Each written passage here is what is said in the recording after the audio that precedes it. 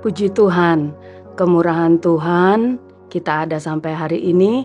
Sebelum kita menikmati berkat firman Tuhan, mari kita akan sama-sama berdoa terlebih dahulu. Bapa di sorga, Bapa yang kami panggil dalam nama Tuhan Yesus Kristus, kami mengucap syukur kepadamu Tuhan, oleh karena kemurahan Tuhan, kasih setia Tuhan, pemeliharaan-Mu yang luar biasa kami rasakan dalam hidup kami. Kami ada hari ini oleh karena pertolongan-Mu saja. Sebelum kami menikmati firman-Mu Tuhan, kami mau lembutkan hati kami untuk terima setiap firman-Mu, bertumbuh berbuah untuk hormat kemuliaan nama Tuhan saja. Terpujilah akan nama-Mu Tuhan.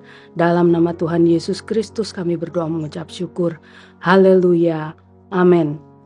Puji Tuhan. Di dalam 1 Korintus pada pasalnya yang ke-3, ayatnya yang ke-17, demikian firman Tuhan katakan, "Jika ada orang yang membinasakan bait Allah, maka Allah akan membinasakan dia, sebab bait Allah adalah kudus dan bait Allah itu ialah kamu." Puji Tuhan. Judul renungan firman Tuhan kali ini adalah jangan coba-coba.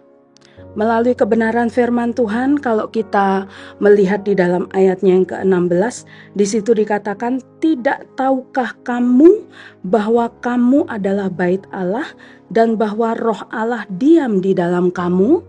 Memang di dalam ayat yang ke-16 ini ditulis atau diberikan tanda tanya supaya dari ayat tersebut ada satu kerinduan yang ditekankan oleh penulis bahwa sebenarnya ada satu tuntutan untuk kita bahwa kita harus tahu tentang siapa kita, harus tahu status kita itu apa.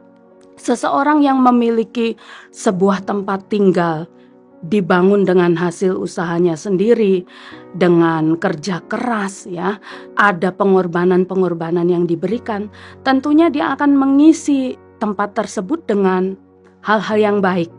Tidak ada orang dengan sengaja membuat sebuah rumah dengan biaya yang tinggi lalu dia memfungsikan rumah tersebut untuk tempat membuang sampah. Ya, tidak ada orang yang menginginkan hal tersebut, tetapi orang itu akan memelihara bangunan yang memang dia bangun supaya tetap bersih, terawat, enak untuk ditempati, ditinggali, ya, untuk dilihat oleh orang lain. Nah, demikian pula dalam kerohanian hidup kita. Kalau tadi di dalam ayat yang ke-16, "Tidak tahukah kamu?" Artinya seharusnya kita tahu siapa kita di hadapan Tuhan. Di dalam ayatnya yang ke-11 di situ dikatakan, "Karena tidak ada seorang pun yang dapat meletakkan dasar lain daripada dasar yang telah diletakkan, yaitu Yesus Kristus." Jadi semua orang harus tahu bahwa dasar yang diletakkan dalam bangunan kerohanian kita adalah dasar yang kuat, dasar yang kokoh, dasar yang terbaik, yaitu Yesus Kristus. Di luar dari Yesus Kristus tidak ada keselamatan. Di luar dari dasar yang benar ini tidak ada bangunan yang bisa didirikan dengan kuat dan kokoh. Karena akan datang waktunya nanti semuanya diuji. Apakah bangunan itu kuat untuk menghadapi serangan dan tantangan ataupun masalah yang datang? Tetapi kalau kita sudah dalam kehidupan kerohanian kita diletakkan dasar yang benar, dasar yang kuat, yaitu Yesus Kristus, maka seharusnya kita pun dalam membangun kerohanian kita harus taat sesuai dengan kehendak Allah. Lalu dalam ayatnya yang ke-10 juga dikatakan di situ, "Sesuai dengan kasih karunia Allah yang dianugerahkan kepadaku, aku sebagai seorang ahli bangunan yang cakap telah meletakkan dasar dan orang lain membangun terus di atasnya. Tetapi tiap-tiap orang harus memperhatikan bagaimana ia harus membangun di atasnya." Jadi tiap-tiap orang harus memperhatikan bagaimana dia membangun kerohaniannya. Kita harus mengambil sikap hidup, perkataan, perbuatan sesuai dengan kehendak Allah dalam tuntunan kebenaran firman Tuhan. Itu artinya kita memperhatikan bagaimana kita membangun kerohanian kita. Lalu dalam ayat selanjutnya, di situ juga dikatakan dalam ayat yang ke-13, sekali kelak pekerjaan masing-masing orang akan nampak, karena hari Tuhan telah menyatakannya, sebab ia akan nampak dengan api, dan bagaimana pekerjaan masing-masing orang akan diuji oleh api itu. Akan diuji. Jadi semua hasil dari apa yang kita lakukan dalam kita mengiring akan Tuhan akan datang waktunya diuji. Bahkan hasil dari pengujian tersebut bagi yang tahan uji, firman Tuhan katakan ada upah. Tetapi bagi yang terbakar, dia akan menderita kerugian. Walaupun ditekankan di dalam ayat tersebut, dia akan menderita kerugian, tetapi ia sendiri akan diselamatkan, tetapi seperti dari dalam api. Artinya, apa yang sudah kita usahakan dengan sekuat tenaga melakukan sesuatu hal yang baik, tetapi kalau tidak didasari akan kasih kita kepada Tuhan, cinta kita kepada Tuhan, pada akhirnya segala sesuatu kita lakukan untuk motivasi bagi kepentingan diri kita sendiri. Akan ada waktunya diuji, dan ketika itu terbakar, kita akan menderita. Ya, firman Tuhan katakan kita akan menderita kerugian yang tidak kita inginkan dalam kehidupan kita. Firman Tuhan katakan bahwa sesuatu yang membinasakan bait Allah, Allah akan membinasakan juga.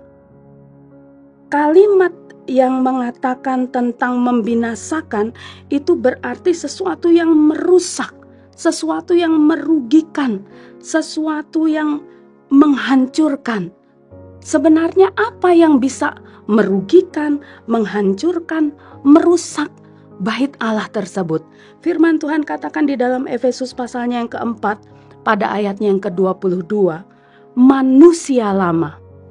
Sedangkan kita ini adalah manusia baru ketika kita terima Yesus sebagai Tuhan dan Juru Selamat yang hidup. Seharusnya kita tanggalkan manusia lama, lalu kita hidup dengan manusia baru. Hidupku bukan aku lagi, tetapi Kristus yang ada di dalam aku. Kita tanggalkan, jangan lagi gunakan manusia lama. Demikian juga dengan pikiran kita. Paulus sendiri mengatakan di dalam 2 Korintus pasalnya yang ke-11 pada ayat yang ketiga, pikiran itu bisa disesatkan. Sama seperti peristiwa Hawa dan Adam ketika mereka disesatkan untuk melakukan dosa di hadapan Allah. Padahal Allah sudah menentukan tugas tanggung jawabnya di Taman Eden.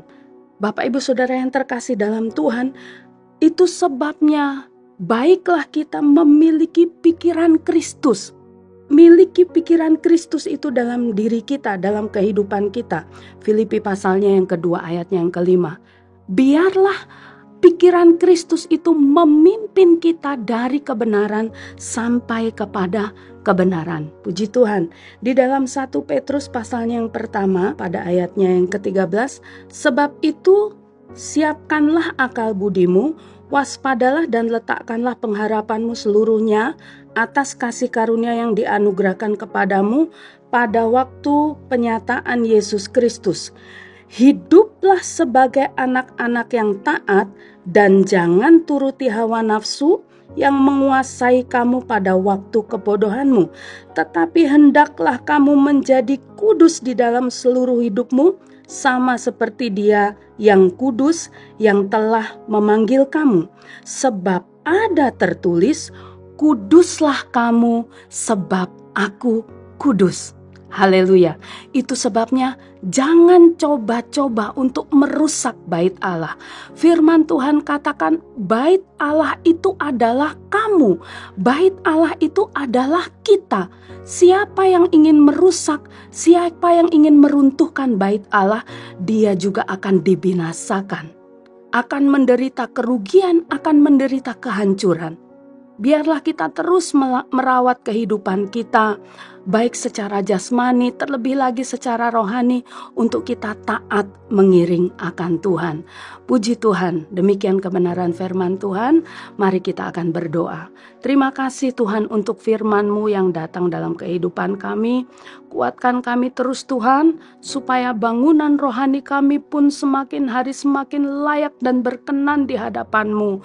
Kami tidak mau Tuhan Yesus ada sesuatu yang bisa merongrong, bahkan Tuhan merusak bangunan rohani kami ketika kami terus setia taat untuk melakukan kebenaran firman-Mu. Maka kami tahu Tuhan yang akan menguatkan kami untuk menghadapi apapun tantangan yang datang dalam kehidupan kami. Tolong umat-Mu Tuhan, ada banyak hal yang sedang dihadapi saat-saat ini, tetapi kami yakin dan percaya kepada setiap orang yang berharap akan kasih setia-Mu, menaruh seluruh kehidupannya ke dalam tangan kuasa-Mu, maka Tuhan pegang kendali, menolong, menopang, memberikan kekuatan baru dalam kehidupan setiap orang yang berharap kepada Engkau. Terima kasih Tuhan, terima kasih, terpujilah akan nama-Mu. Dalam nama Tuhan kami Yesus Kristus kami berdoa mengucap syukur. Haleluya, amin. Bersama Yesus aku kuat.